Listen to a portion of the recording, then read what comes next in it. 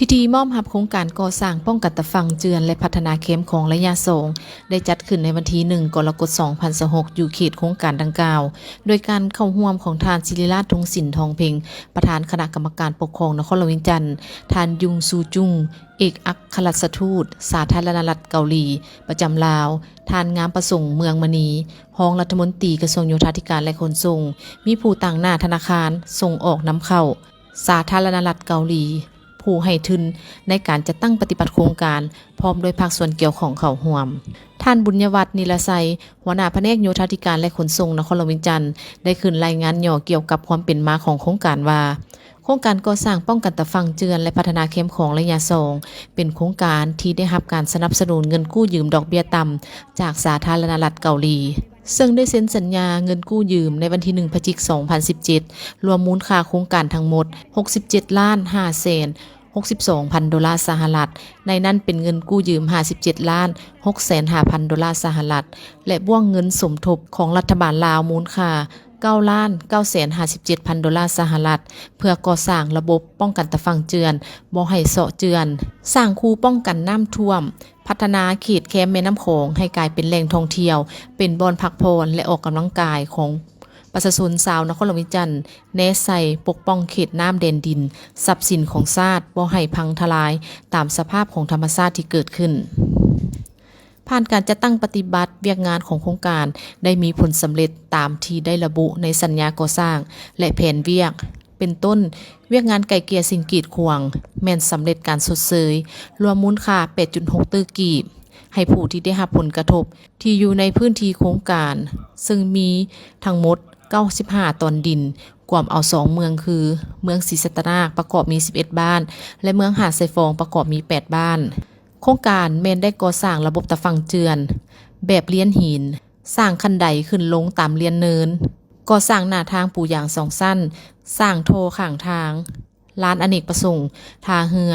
ห้าวกันรถติดตั้งไฟเยืองทางแต้มเส้นจราจรมีป้ายสัญญาณจราจรประกอบมีสวนสาธารณะสถานที่จอดรถปลูกหญ้ามีทางยางและอื่นๆระยะการก่อสร้างถึงแม้จะอยู่ในสภาพความยุ่งยากของการระบาดพยาธิโควิด -19 สภาพการขาดแคลนน้ำมันที่เกิดจากสงครามและสภาพความยุ่งยากทางด้านเศรษฐกิจแต่ทุกๆภาคส่วนที่เกี่ยวข้องของโครงการก็ยังได้เอาใจใส่ปฏิบัติหน้าที่ของตนเฮ็ดให้โครงการก่อสร้างป้องกันตะฟังเจือนและพัฒนาเข้มของระยะสองสำเร็จตามเป้าหมายและจุดประสงค์ที่กำหนดไว้ในพิธีทานศิริราช ทงศิลป์ทองเพ็งก็ได้ขึ้นกล่าวรับโครงการและมอบโครงการให้องค์การปกครองบ้านและเมืองเป็นผู้ปกปักรักษาพร้อมทั้งเรียกร้องให้ทุกภาคส่วนตลอดฮอดประชาชนที่อาศัยอยู่เขตตะฟังเจือนต้องได้เอาใจใส่ช่วยกันปกปักรักษาและพัฒนาเขตนี้ให้เกิดประโยชน์สูงสุดจากนั้นคณะประธานก็ได้ร่วมกันตัดแถบผ้าเพื่อเป็นการมอบรับและเปิดการนำใช้โครงการอย่างเป็นทางการขออนุญาตตั้งหน้าให้แผนกโยธาธิการและขนส่งและบรรดาไอ้น้องหมดทุกคนที่ว่าได้มีผลสำเร็จอันใหญ่หลวงโครงการตะฟังเจือนแคมป์ของระยะสองที่จัดตั้งปฏิบัติเริ่มแต่ปี 2002 จนมาฮอดปี 2026 เกือบ 4 ปีเฮ็ดให้โครงการดังกล่าวได้สำเร็จอย่างจบงามและมีผลสำเร็จอันใหญ่หลวง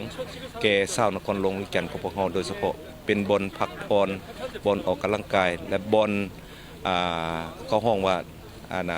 ค้าขายอยู่ในอีกแห่งหนึ่งในชาวคนลมจันทร์ว่าเป็นบ่อนที่สดสวยงดงามอีกแห่งหนึ่งของเขตบริเวณแถบสวนมอนซึ่งว่ามีความหมายข้อสำคัญให้แก่การพัฒนาเศรษฐกิจสังคมของนครหลวงจันทร์ของพวกเราโครงการนี้กับมีความยุ่งยากซับซ้อนทุกหลายอย่างโดยเฉพาะแม่นอยู่ในช่วงโควิด -19 และก็ภัยเงินเฟ้อและก็เว้าเรื่องน้ำมันแพงและอื่นๆและเฮ็ดให้โครงการดังกล่าวนี้ประสบความสำเร็จสิ่งที่ประสบความสำเร็จได้ก็ย้อนบรรดาการนำบรรดาทุกแขนงการที่เกี่ยวพันเกี่ยวของรวมทั้งบ้านทั้งเมืองของเราได้ร่วมจิตร่วมใจเฮ็ดให้โครงการนี้สำเร็จได้นำแผนกโยธาธิการขนส่งขอขอบใจมายังทุกภาคส่วนทุก ขบวนการที่เฮ็ดให้โครงการนี้สำเร็จในระยะ4 ปีผ่านมา